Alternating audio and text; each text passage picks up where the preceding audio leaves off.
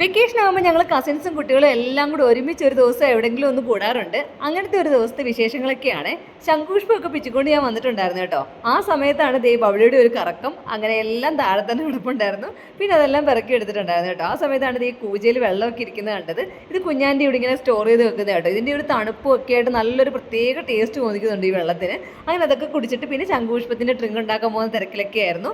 ഞങ്ങൾക്ക് ഇന്ന് പ്രത്യേകിച്ച് ഒന്നും ഉണ്ടാക്കേണ്ട കാര്യമൊന്നും ഇല്ല. അന്ന് ഫുഡൊക്കെ ഓർഡർ ചെയ്തിട്ടുണ്ടായിരുന്നു. പിന്നെ ഇവിടെ വന്നപ്പോൾ കുഞ്ഞാൻ്റെ അടുത്ത് കുറേ ശംഖുപുഷ്പം ഇങ്ങനെ നിൽക്കുന്നത് കണ്ടപ്പോൾ ശംഖുപുഷ്പം വെച്ചിട്ട് ഡ്രിങ്ക് ഉണ്ടാക്കാമെന്ന് വിചാരിച്ചു. അങ്ങനെ ഡ്രിങ്ക് ഒക്കെ ഉണ്ടാക്കിയതാണ്. ഇത് ഓൾറെഡി ഞാൻ ഷോർട്സ് ആയിട്ട് പോസ്റ്റ് ചെയ്തിട്ടുണ്ട്. അതിൻ്റെ ലിങ്ക് ഞാൻ താഴെ കൊടുത്തേക്കാം. കണ്ടില്ലാത്തവരാണെങ്കിൽ ഒന്ന് കണ്ടു നോക്കിയിട്ട് എന്തായാലും ഒന്ന് ഉണ്ടാക്കി നോക്കണം കേട്ടോ. നിങ്ങൾ എല്ലാവരും കൂടെ ഒരിടത്ത് ഒത്തുകൂടുന്നുണ്ടെങ്കിൽ അതിന് ഒരാഴ്ച മുന്നേ ഗ്രൂപ്പിൽ മൊത്തം റീൽസുകളായിരിക്കും കേട്ടോ. ചെയ്യാൻ വേണ്ടിയിട്ട് ഓരോ റീൽസ് അങ്ങോട്ടും ഇങ്ങോട്ടും ഷെയർ ചെയ്തിടും. എന്തായാലും ആ സമയം കൊണ്ട് നമ്മുടെ ശംഖുപുഷ്പത്തിൻ്റെ ഡ്രിങ്ക് ഒക്കെ റെഡി ആയിട്ടുണ്ട്. എങ്ങനെയുണ്ട്?